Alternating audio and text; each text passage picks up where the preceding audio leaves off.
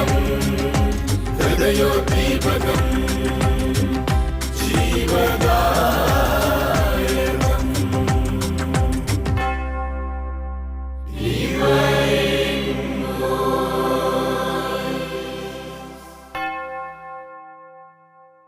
ഈശോ മിശിഹായ്ക്ക് സ്തുതിയായിരിക്കട്ടെ. ലോകമെങ്ങുമുള്ള എല്ലാ ഗുഡ്നസ് പ്രേക്ഷകരെയും ഡിവൈൻ വോയിസ് ശുശ്രൂഷയിലേക്ക് ഏറ്റവും ഹൃദ്യമായി സ്വാഗതം ആശംസിക്കുന്നു. ഈശോയിൽ ഏറ്റവും സ്നേഹം നിറഞ്ഞ പ്രിയപ്പെട്ട സഹോദരി സഹോദരങ്ങളെ, ഇന്ന് നമുക്ക് യെശയ്യാ പ്രവാചകന്റെ പുസ്തകം 44 അധ്യായം 22 വാക്യം ഇപ്രകാരം നമ്മെ പഠിപ്പിക്കുകയാണ്. കാർമേഘം പോലെ നിന്റെ തിന്മകളും മൂടൽ മഞ്ഞ് പോലെ നിന്റെ പാവങ്ങളെയും ഞാൻ തുടച്ചു നീക്കി എന്നിലേക്ക് തിരിച്ചു വരിക, ഞാൻ നിന്നെ രക്ഷിച്ചിരിക്കുന്നുവെന്ന്. അതെ, എത്രയോ ആശ്വാസം നൽകുന്ന നമ്മുടെ എല്ലാ നിരവധിയായ പാവങ്ങളും, എത്രമാത്രം കഠിനമായ പാവങ്ങളും ദൈവം ക്ഷമിച്ച് നമ്മളോട് കരുണ കാണിക്കുന്ന ആ ദൈവത്തിൻ്റെ സ്നേഹത്തെക്കുറിച്ചാണ് യെശയ്യാ പ്രവാചകൻ നമ്മെ ഓർമ്മപ്പെടുത്തുന്നത്. പ്രിയപ്പെട്ടവരെ, നമുക്കറിയാം, ഉൽപ്പത്തിയുടെ പുസ്തകം 3 അധ്യായം 8 മുതൽ 13 വരെയുള്ള തിരുവചനത്തിൽ ആദവും ഹവ്വായും ദൈവസ്നേഹത്തിൽ നിന്ന് അകന്നുപോയപ്പോൾ അവരുടെ ജീവിതത്തിൽ സംഭവിച്ചത് എന്താണെന്ന്, അവർ ദൈവസ്നേഹത്തിൽ ആഴപ്പെട്ട് ജീവിച്ചുകൊണ്ടിരുന്ന സമയപ്പോൾ അവർക്ക് ദൈവത്തോട് നല്ലൊരു ബന്ധമായിരുന്നു, നല്ലൊരു ഫ്രണ്ട്സ് ആയിരുന്നു. അവർ 3 പേരും ഒന്നിച്ച് കരങ്ങൾ കോർത്ത് ഉദ്യാനത്തിൽ കൂടി നടക്കുകയും അതുപോലെ തന്നെ ദൈവത്തോട് കളിച്ച് ചിരിച്ച് സന്തോഷിച്ച് പറുദീസായിൽ കൂടി നടക്കുന്ന അനുഭവമായിരുന്നു അവർക്ക്. എന്നാൽ ദൈവം കൽപ്പിച്ചത് ചെയ്യരുതെന്ന് പറഞ്ഞത് അവർ ചെയ്തു കഴിഞ്ഞപ്പോൾ, പാപം ചെയ്തു കഴിഞ്ഞപ്പോൾ അവർക്ക് പേടിയായി, ഭയമായി, ദൈവത്തെ അഭിമുഖീകരിക്കാൻ അവർക്ക് വിഷമമായി. അവർ ഒളിച്ചിരുന്നു. കുറ്റിച്ചെടികൾക്കിടയിൽ ഒളിച്ചിരിക്കുന്ന ആദത്തെയും ഹവ്വായെയും കണ്ടിട്ട് ദൈവം ചോദിച്ചു, എന്താണ് നിങ്ങൾ ഒളിച്ചിരിക്കുന്നത്? ആ സമയത്താണ് അവർക്ക് തങ്ങളുടെ നഗ്നത മനസ്സിലാക്കുവാനായിട്ട് സാധിച്ചത്. ദൈവസ്നേഹത്തിൽ നിന്ന് അവർ അകന്നുപോയപ്പോൾ, ചെയ്യരുതെന്ന് പറഞ്ഞ, ഭക്ഷിക്കരുതെന്ന് പറഞ്ഞ പഴം അവർ ഭക്ഷിച്ചു കഴിഞ്ഞപ്പോൾ അവരുടെ ആത്മീയമായ കണ്ണുകൾക്ക് അന്ധത നിറഞ്ഞു. അവരിലുള്ള ഈ ലോകത്തിലെ തിന്മകളുടെ കണ്ണുകൾ അവരിൽ നിറഞ്ഞു കഴിഞ്ഞു. പ്രിയപ്പെട്ടവരെ, ആദത്തിൻ്റെയും ഹവ്വായുടെയും ജീവിതത്തിൽ ദൈവത്തിൻ്റെ മുഖത്ത് നോക്കാൻ പോലും അവർക്ക് സാധിക്കാതെ, ദൈവത്തിൻ്റെ സ്നേഹം അനുഭവിക്കാൻ പോലും പറ്റാതെ അവർ പേടിച്ച് വിറച്ച് ഭയന്നിരിക്കുകയാണ്. നമ്മുടെയൊക്കെ ഉള്ളിൻ്റെ ചിലർ പറയാറുണ്ട്, ഞങ്ങൾക്ക് ഭയങ്കര ഭയമാണ്, പേടിയാണ്. എന്തിനാണ്, എവിടെയാണ് നമുക്ക് ഭയം കടന്നു വരുന്നത്? എവിടെയാണ് നമുക്ക് ദൈവ സ്നേഹത്തിലേക്ക് അടുക്കാൻ പറ്റാത്തതിൻ്റെ കാരണം? ഭയം എവിടെയുണ്ടോ അവിടെ തിന്മയുണ്ട്, അവിടെ സാത്താനുണ്ട്. എന്നാൽ പേടിയോ ഭയമോ ആകുലതയോ അസ്വസ്ഥതയും ഒന്നുമില്ലാതെ നമ്മുടെ ജീവിതത്തിൽ എപ്പോഴും സന്തോഷത്തോടെ ധൈര്യത്തോടുകൂടി നമുക്ക് എന്തും ചെയ്യാൻ സാധിക്കുന്നുണ്ടെങ്കിൽ അത് ദൈവത്തിൻ്റെ ശക്തമായ കരത്തിൻ കീഴിൽ നമ്മളായിരിക്കുന്നത് കൊണ്ടാണ്. ആദവും ഹവ്വായും പാപം ചെയ്തു കഴിഞ്ഞപ്പോൾ അവർ ഭയന്ന് വിറച്ച് അവർ ദൈവസ്നേഹത്തിൽ നിന്ന് അകന്ന് ഓടി ഒളിച്ചിരിക്കുകയാണ്. ഇവിടെയാണ് തിന്മയുടെ ശക്തി അവരുടെ ജീവിതത്തിലേക്ക് കടന്നു വരുന്നത്. ഇതുപോലെ നമ്മുടെ ജീവിതത്തിൽ ഭയന്ന് വിറച്ച് പേടിച്ച് ദൈവത്തിൽ നിന്ന് അകന്നു പോകേണ്ട വ്യക്തികളല്ല നമ്മൾ. ദൈവത്തിൻ്റെ മക്കളാണ് നമ്മൾ. നമ്മൾ ദൈവത്തോട് ചേർന്ന് ജീവിക്കുമ്പോൾ നമുക്ക് ഈ ലോകത്ത് ആരെയും ഭയപ്പെടേണ്ട യാതൊരു ആവശ്യവുമില്ല. ചിലർ പറയാറുണ്ട്, സിസ്റ്ററെ, അവരെന്നെ കൂടോത്രം ചെയ്തു, മന്ത്രവാദം ചെയ്തു, അവർ എനിക്കെതിരായിട്ട് അങ്ങനെ ചെയ്തു, ഇങ്ങനെ ചെയ്തു, ഞാനിതാ നശിക്കാൻ പോകുന്നു, എൻ്റെ ജീവിതത്തിലെ എല്ലാ പ്രശ്നത്തിൻ്റെയും കാരണം അവരുടെ മന്ത്രവാദവും കൂടോത്രവും ഒക്കെയാണെന്നും പറഞ്ഞ് പലരും പേടിച്ചു ഭയന്ന് വിറച്ചിരിക്കാറുണ്ട്. പ്രിയപ്പെട്ടവരെ, ഞാനൊന്ന് ചോദിക്കട്ടെ, ഈ കൂടോത്രത്തിനും മന്ത്രവാദത്തിനുമാണോ ദൈവത്തിൻ്റെ ശക്തിയേക്കാൾ വലിയ ശക്തിയുള്ളത്? നമ്മൾ ദിവസവും സ്വീകരിക്കുന്ന വിശുദ്ധ കുർബാനയിൽ കൂടി ഈശോ നമ്മുടെ ഹൃദയത്തിലേക്ക് എഴുന്നള്ളി വരുന്നുണ്ട്. നമ്മൾ യേശുവിൻ്റെ നാമം പറഞ്ഞ് പ്രാർത്ഥിക്കുന്ന മക്കളാണ്. പിന്നെ നമ്മൾ എന്തിനാണ് പേടിക്കുന്നത്? അതുകൊണ്ടാണ് തിരുവചനത്തിൽ നമ്മളെ പഠിപ്പിക്കുന്നത്, ഈ ലോകത്തുള്ള എല്ലാ ശക്തികളേക്കാൾ വലിയ ശക്തിയാണ് എൻ്റെ ഉള്ളിൻ്റെ ഉള്ളിൽ വസിക്കുന്ന ദിവ്യനാഥൻ. എൻ്റെ ഉള്ളിൻ്റെ ഉള്ളിലുള്ള വിശുദ്ധ കുർബാന ഈ ലോകത്തിലുള്ള എല്ലാ ശക്തികളേക്കാൾ വലിയ ശക്തിയാണെന്ന് നമുക്ക് ബോധ്യമില്ലാത്തത് കൊണ്ടാണ് നമ്മൾ ഭയപ്പെടുന്നത്. മറ്റു പല ശക്തികളെ നമ്മൾ പേടിക്കുന്നത്. ചിലർക്ക് ഇരുട്ടിനെ പേടിയ, ചിലർക്ക് കുഞ്ഞു കുഞ്ഞു ജീവികളെ പേടിയ, ചിലർക്ക് ഏതെങ്കിലും തരത്തിലുള്ള ദുഷ്ടശക്തികളെ പേടിയ, ശത്രുക്കളെ പേടിയ. എന്തിനാ ഈ പേടിയും ഭയവും ആകുലതയൊക്കെ കടന്നു വരുന്നത്? പിശാചിൻ്റെ അല്ലെങ്കിൽ പാപത്തിൻ്റെ പരിണിത ഫലമാണ്. നമ്മൾ പാപം ചെയ്യാതെ എപ്പോഴും ദൈവത്തിൽ വിശ്വസിച്ച്, ദൈവത്തിൽ പ്രാർത്ഥിച്ച്, ദൈവത്തോട് ചേർന്ന് ജീവിക്കുന്ന ഒരു വ്യക്തിയെയും ഒരു ശക്തിക്കും തൊടാൻ സാധിക്കത്തില്ല. അവർക്കാർക്കും നമ്മളെ നശിപ്പിക്കാൻ സാധിക്കത്തില്ല. യേശുവിൻ്റെ നാമത്തിൻ്റെ ശക്തി ഉരുവിട്ട് പ്രാർത്ഥിക്കുന്ന ഒരു കുടുംബത്തെയും ഒരു ശക്തിക്കും തൊടാൻ സാധിക്കത്തില്ല. നമ്മൾ വിശ്വസിക്കുക, നമ്മുടെ വിശ്വാസത്തിൽ നമ്മൾ ആശ്രയിക്കുക. ഈ ഒരു വിശ്വാസവും കുറയുന്നത് കൊണ്ടും നമ്മൾ ദൈവത്തിൽ ആശ്രയിക്കാത്തത് കൊണ്ടാണ് മറ്റു പല ശക്തികളുടെയും പുറകെ നമ്മൾ പോകുന്നത്. ഇപ്പം അമ്പലത്തിൽ അർപ്പിച്ചതാണ്, ആ പ്രസാദം കഴിച്ചിട്ടാണ്, അത് കഴിച്ചിട്ടാണ്, ഇത് കഴിച്ചിട്ടാണ് എൻ്റെ ജീവിതത്തിൽ ഇങ്ങനെയൊക്കെ സംഭവിച്ചത് എന്നൊക്കെ ഓർത്ത് പലരും പേടിക്കാറുണ്ട്. പ്രിയപ്പെട്ടവരെ, നമ്മൾ ഇന്ന് അനുദിന ജീവിതത്തിൽ കഴിക്കുന്ന പല ആഹാരങ്ങളും, പുറത്തുനിന്ന് നമ്മൾ മേടിക്കുന്ന പല ആഹാരങ്ങളും ഓരോ മതവിശ്വാസത്തിൻ്റെയും ആചാരമനുസരിച്ച് അവർ പ്രാർത്ഥിക്കുകയും പൂജിക്കുകയൊക്കെ ചെയ്തതാണ്. പക്ഷേ അങ്ങനെ നോക്കിയാൽ നമുക്കൊന്നും ഈ ലോകത്ത് കഴിക്കാൻ പറ്റത്തില്ല. പക്ഷെ നമ്മൾ വിശ്വസിക്കുന്നത്, നമ്മൾ വിശുദ്ധീകരിച്ച് പ്രാർത്ഥിച്ചുകൊണ്ട് ആഹാരം കഴിക്കുമ്പോൾ, നമ്മൾ ദൈവത്തിൽ വിശ്വസിച്ചുകൊണ്ട് ജീവിക്കുമ്പോൾ ഒരു ശക്തിക്ക് നമ്മളെ തൊടാൻ പറ്റത്തില്ല. നമ്മൾ പേടിക്കേണ്ട യാതൊരു ആവശ്യവുമില്ല. ദൈവത്തിൻ്റെ കരം നമ്മുടെ മേലുണ്ട് എന്ന് ഉറച്ചു വിശ്വസിക്കുക. അവിടെയാണ് നമ്മൾ ഭയപ്പെടേണ്ട ആവശ്യമില്ല.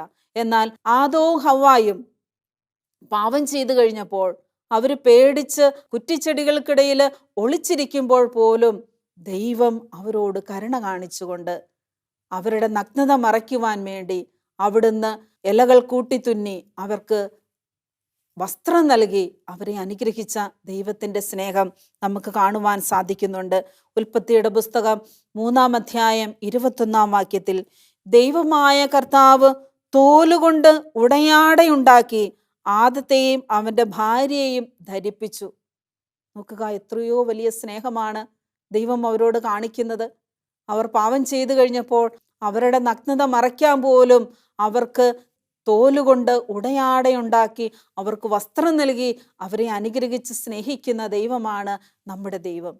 അതുകൊണ്ട് പ്രിയപ്പെട്ടവരെ, അറിഞ്ഞും അറിയാതെയും ബലഹീനതകളിൽ നമ്മൾ പാപം ചെയ്തു പോയിട്ടുണ്ടെങ്കിൽ തിരിച്ചു വരുവാൻ നമ്മൾ തയ്യാറാകണം. ദൈവസ്നേഹത്തിലേക്ക് നമ്മൾ അടുക്കുവാൻ തയ്യാറാകണം. തെറ്റ് തിരുത്തുവാൻ തയ്യാറാകണം. അവിടെ ദൈവം നമ്മളോട് കരുണ കാണിക്കും. റോമാക്കാർക്ക് എഴുതിയ ലേഖനം 7-ാം അധ്യായം 15-ാം തിരുവചനത്തിൽ ഇപ്രകാരം പറയുന്നുണ്ട്, ഞാൻ ഇച്ഛിക്കുന്ന പ്രവൃത്തികളല്ല, ഇച്ഛിക്കാത്ത തിന്മയാണ് പലപ്പോഴും ഞാൻ ചെയ്യുന്നത് എന്ന്. ഞാൻ ചെയ്യുന്ന പ്രവൃത്തികൾ തന്നെ എനിക്ക് തിന്മ ഉണ്ടാക്കുന്നു. പ്രിയപ്പെട്ടവർ, ഇതുപോലെ നമ്മൾ ആരും പാപം ചെയ്യാൻ മനഃപൂർവ്വം ആഗ്രഹിച്ചുകൊണ്ട് ചെയ്യാറില്ല. ജീവിത സാഹചര്യങ്ങൾ കൊണ്ടും പലപ്പോഴും പലതരത്തിലുള്ള സാഹചര്യങ്ങൾ കൊണ്ടൊക്കെ ആയിരിക്കും നമ്മൾ പല പാവങ്ങളിലേക്ക് ജീവിക്കുന്നത്. അത് തിരുത്തണം നമുക്ക് ആഗ്രഹമുണ്ട്, പക്ഷെ നമുക്ക് സാധിക്കുന്നില്ല. അതിൻ്റെ കാരണം തന്നെ ദൈവത്തിൽ ആശ്രയിച്ചുകൊണ്ട്, പരിശുദ്ധാത്മാവിൻ്റെ ശക്തിയിൽ ആശ്രയിച്ചുകൊണ്ട് നമ്മൾ ജീവിക്കുമ്പോൾ മാത്രമേ നമുക്ക് പാപത്തെയും പാപസാഹചര്യങ്ങളെയും വെറുത്തുപേക്ഷിക്കുവാനായിട്ട് സാധിക്കത്തുള്ളൂ. ഒരിക്കലും ദൈവസ്നേഹത്തിൽ നിന്ന് അകന്നു പോയിട്ട് ദൈവത്തിൻ്റെ ശക്തിയിൽ ആശ്രയിച്ചാൽ നമുക്ക് തിരിച്ചു വരുവാനായിട്ട് സാധിക്കത്തില്ല. എന്നാൽ ദൈവത്തോട് ചേർന്ന് നിൽക്കുക, ചെയ്തു പോയ പാപങ്ങളെക്കുറിച്ച് ഓർത്ത് അനുതപിക്കുക, പശ്ചാത്തപിക്കുക. ഒരിക്കലും കുറ്റബോധം നമുക്ക് ആവശ്യമില്ല. ഞാൻ ഓർക്കുകയാണ്, ഒരിക്കൽ ഒരു 10-75 വയസ്സ് പ്രായമുള്ള ഒരു അപ്പച്ചനെ പ്രാർത്ഥിക്കുവാനായിട്ട് കൊണ്ടുവന്നു. അദ്ദേഹത്തിൻ്റെ മക്കൾ പറഞ്ഞു, സിസ്റ്ററെ, ഒരുപാട് ചികിത്സകൾ ചെയ്തു, അദ്ദേഹത്തിൻ്റെ വലത് കാല് തളർന്നു പോയിരിക്കുകയാണ്, ഡോക്ടേഴ്സൊക്കെ പറഞ്ഞു ഇദ്ദേഹത്തിന് ഒരു കുഴപ്പവുമില്ല, പക്ഷെ രോഗം എന്താണെന്ന് കണ്ടുപിടിക്കാനും പറ്റുന്നില്ല. ഇദ്ദേഹത്തിന് കാല് തളർന്നു പോയിട്ട് എഴുന്നേറ്റ് നടക്കാനൊന്നും പറ്റുന്നില്ല. എന്താ രോഗമെന്നും എന്താ കാരണമെന്നും ഇവർക്ക് മനസ്സിലാകുന്നില്ല. അപ്പോൾ ഡോക്ടേഴ്സ് തന്നെ മക്കളോട് പറഞ്ഞു, നിങ്ങൾ ഇദ്ദേഹത്തെ ഒരു ഒരു കൗൺസിലിങ്ങിനോ പ്രാർത്ഥനയ്ക്കോ എന്തെങ്കിലും കൊണ്ടുപോകാൻ. അങ്ങനെ ഇദ്ദേഹത്തിന് വേണ്ടി പ്രാർത്ഥിച്ചുകൊണ്ടിരിക്കുമ്പോൾ കർത്താവ് കാണിച്ചു തന്ന ഒരു സന്ദേശം അനുസരിച്ച് ഇദ്ദേഹത്തോട് ചോദിച്ചു. അപ്പോഴാണ് അദ്ദേഹം പറയുന്നത്, ഇദ്ദേഹത്തിൻ്റെ വിവാഹത്തിന് ശേഷം ആദ്യ നാളുകളിൽ കഠിനമായ ഒരു മദ്യപാനിയായിരുന്നു. ദിവസവും ഇദ്ദേഹം മദ്യപിച്ചിട്ട് വീട്ടിലേക്ക് വരും. ഭാര്യ ആദ്യത്തെ കുഞ്ഞിനെ പ്രസവിച്ചു. കൈക്കുഞ്ഞുമായിട്ട് ഈ ഭാര്യ ഈ മുറ്റത്ത് നടയിൽ ഇങ്ങനെ ഇരുന്നു കൊണ്ട് കുഞ്ഞിന് മുലപ്പാൽ കൊടുത്തുകൊണ്ടിരിക്കുകയാണ്. അപ്പോഴാണ് ഭർത്താവ് മദ്യപിച്ച് നല്ല പൂസായിട്ട് കടന്നു വരികയാണ്. ഇദ്ദേഹം കടന്നു വരുമ്പോൾ തന്നെ കണ്ടു ഭാര്യ നടയിലിരുന്നു കൊണ്ട് കുഞ്ഞിനെ കയ്യിലെടുത്തുകൊണ്ട് പാല് കൊടുത്തുകൊണ്ടിരിക്കുവാന്നൊന്നും അദ്ദേഹം ശ്രദ്ധിക്കുന്നില്ല. തീരെ കൈക്കുഞ്ഞാണ്. ഉണ്ടായിട്ട് ഏതാനും ദിവസങ്ങൾ മാത്രമേ ആയിട്ടുള്ളൂ. അപ്പോൾ അദ്ദേഹത്തിന് കലി കയറി. അദ്ദേഹം പറഞ്ഞു, ഞാൻ വരുന്നത് കണ്ടിട്ടും നീ എന്നെ ബഹുമാനിക്കാതെ അവിടെ തന്നെ ഇരിക്കുക അല്ലേടി എന്നും പറഞ്ഞ് ഈ ഭാര്യയുടെ തലമുടിക്കുത്തിന് പിടിച്ച് ഇദ്ദേഹം അവിടെ നിന്ന് വലിച്ചെഴുന്നേൽപ്പിച്ചു. ഈ കുഞ്ഞു കയ്യിലുണ്ട്. ഭാര്യയും കുഞ്ഞുമായിട്ട് ഇദ്ദേഹം നല്ല യുദ്ധം നടത്തി അവിടെ വെച്ച്. കൊച്ചിനെ കയ്യിൽ നിന്ന് താഴെയിടാൻ പറ്റാത്തത് കൊണ്ട് ഭാര്യ കൊച്ചിനെ ഇങ്ങനെ ഇറുക്കി പിടിച്ചുകൊണ്ടിരിക്കുകയാണ്. അങ്ങനെ ഭാര്യയും ഭർത്താവും തമ്മിലുള്ള വഴക്കിനിടയിൽ എങ്ങനെയോ ഈ ഭാര്യയുടെ കയ്യിൽ നിന്ന് കുഞ്ഞ് താഴെ വീണു. കുഞ്ഞ് നിലത്ത് കിടന്ന് കരയുവാണ്. എന്നിട്ടും ഈ മനുഷ്യന് തൻ്റെ കോപമടക്കാൻ സാധിക്കാതെ ഭാര്യയെ വീണ്ടും വീണ്ടും അടിക്കുകയും ചവിട്ടുകയൊക്കെ ചെയ്യുന്നുണ്ട്.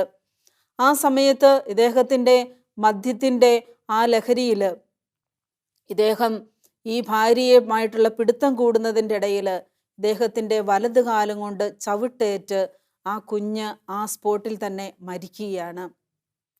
ഈ ഭാര്യയ്ക്കും ഭർത്താവിനും തങ്ങളുടെ തെറ്റ് മനസ്സിലായി. പക്ഷേ അത് മറ്റുള്ളവരുടെ മുമ്പിൽ ആരോടും പറയാൻ സാധിക്കാതെ പേടിച്ചിട്ട് അവരാ തെറ്റു മറച്ചു വെച്ചു. ആരോടും പറഞ്ഞില്ല.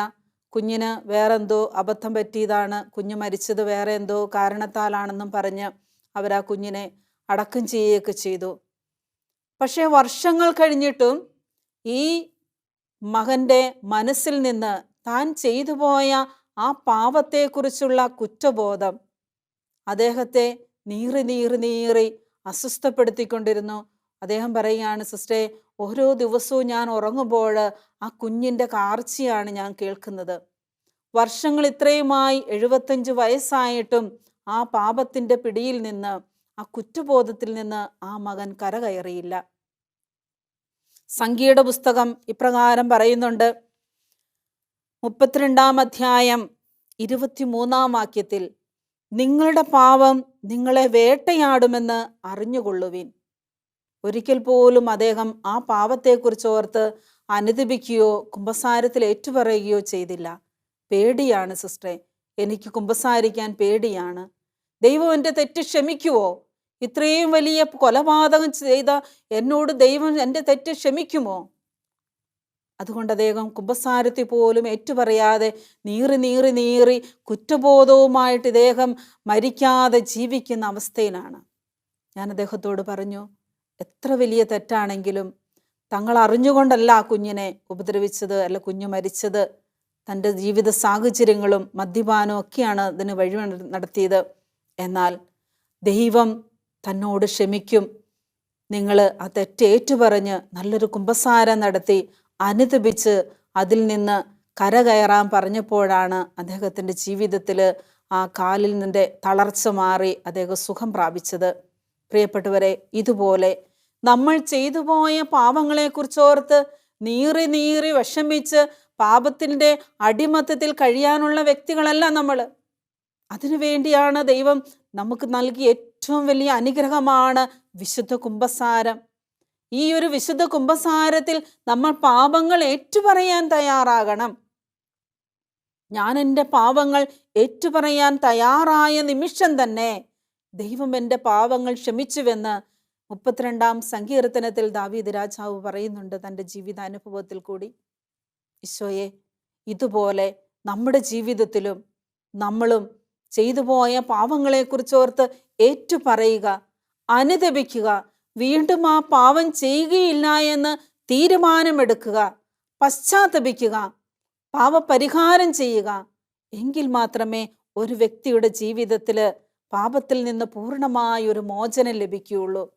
നമ്മളത് ഏറ്റുപറയാതെ പാപത്തെക്കുറിച്ചോർത്ത് നീറി നമ്മൾ വർഷങ്ങൾ എത്ര കഴിഞ്ഞാലും ആ കുറ്റബോധം നമ്മളെ നശിപ്പിക്കും.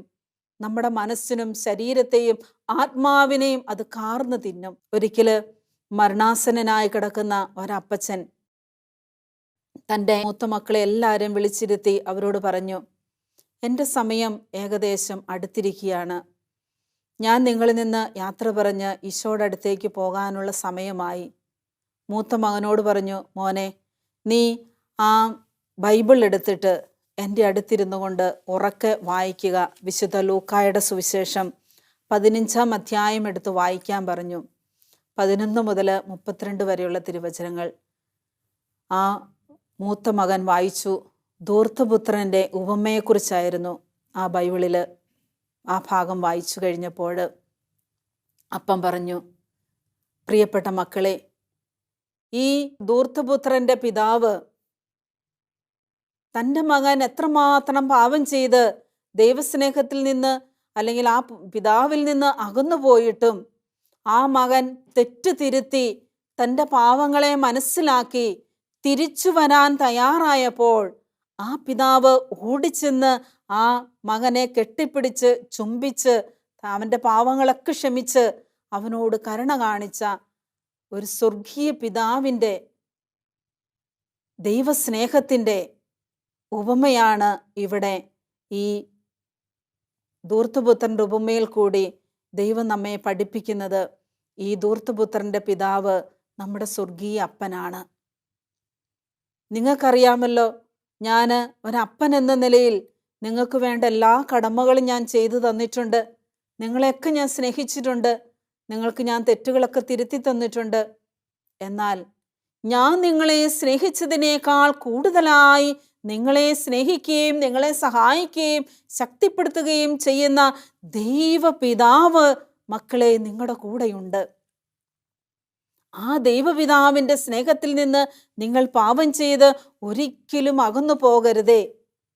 നിങ്ങൾ പാപം ചെയ്തെങ്കിൽ തന്നെ ഈ ധൂർത്തപുത്രനെ പോലെ നിങ്ങൾ തിരിച്ചു വരാൻ തയ്യാറാകണമെന്ന് ഈ സ്വന്തം അപ്പൻ തൻ്റെ പ്രിയപ്പെട്ട മക്കൾക്ക് അന്തിമ ഉപദേശം കൊടുത്ത് അവരെ അനുഗ്രഹിച്ച് ആശീർവദിച്ചതിന് ശേഷമാണ് അദ്ദേഹം തൻ്റെ മരണത്തെ സ്വീകരിച്ചത്. പ്രിയപ്പെട്ടവരെ, ഇതുപോലെ നമ്മുടെ സ്വന്തം അപ്പനേക്കാൾ അമ്മയേക്കാൾ അധികമായി നമ്മളെ സ്നേഹിക്കുന്ന, പെറ്റമ്മ മറന്നാലും നമ്മളെ സ്നേഹിക്കുന്ന, അപ്പനും അമ്മയും നിങ്ങളെ ഉപേക്ഷിച്ചാലും ഞാൻ നിങ്ങളെ ഉപേക്ഷിക്കുകയില്ല എന്ന് അരുളി ചെയ്ത ദൈവത്തിൻ്റെ സ്നേഹമാണ് നമ്മൾ ഓർക്കേണ്ടത്. നമ്മൾ എത്ര പാവം ചെയ്താൽ, ചിലപ്പം ജീവിത പങ്കാളിയെ വഞ്ചിച്ചാൽ, മക്കളെ വഞ്ചിച്ചാൽ, മാതാപിതാക്കളെ വഞ്ചിച്ചാൽ അവർ നമ്മളോട് ക്ഷമിക്കാനായിട്ട് ചിലപ്പോൾ ബുദ്ധിമുട്ടായിരിക്കും. അവർ ചിലപ്പോൾ നമ്മളോട് ക്ഷമിക്കത്തില്ല. നമ്മളിൽ നിന്ന് അവർ ചിലപ്പോൾ അകന്നു പോയെന്നിരിക്കാം.